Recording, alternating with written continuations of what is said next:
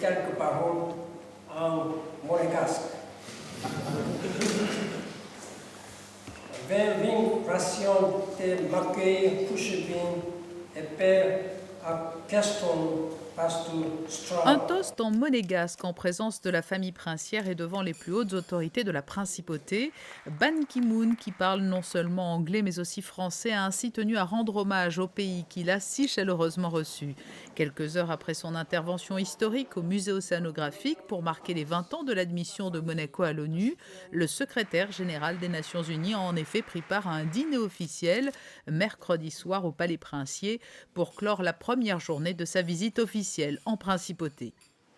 Jeudi 4 avril au matin, le secrétaire général de l'ONU est attendu au ministère d'État pour participer à une réunion de travail avec le ministre d'État Michel Roger, entouré du conseiller de gouvernement pour les relations extérieures, de l'ambassadeur de Monaco auprès de l'ONU et de responsables du département des relations extérieures.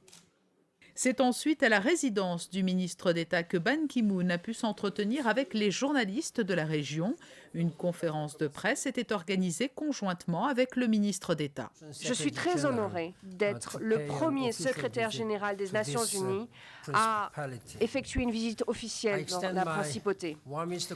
J'adresse mes félicitations les plus affectueuses à l'occasion du 20e anniversaire de Monaco.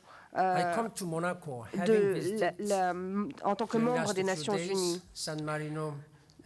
Je suis ici après San Marino et Andorra.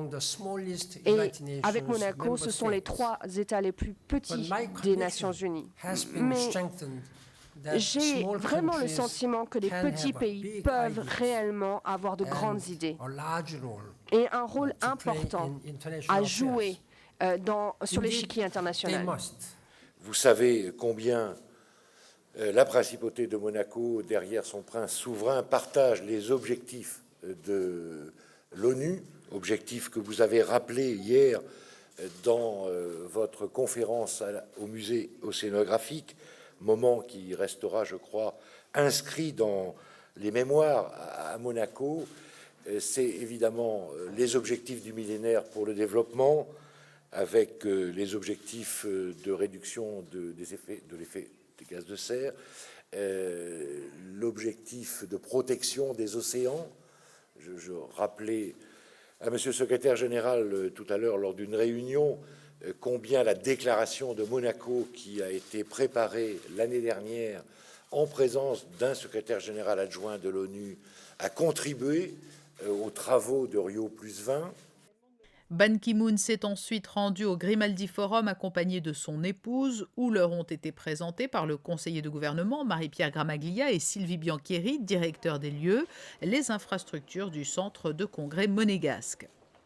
Puis c'est une découverte des laboratoires de l'AIEA, l'Agence internationale de l'énergie atomique, qui a été proposée au secrétaire général des Nations Unies avant un ultime déjeuner offert par le gouvernement princier à l'Hôtel de Paris. Ban Ki-moon devait ensuite quitter la principauté pour rejoindre l'Espagne, prochaine étape de sa tournée européenne.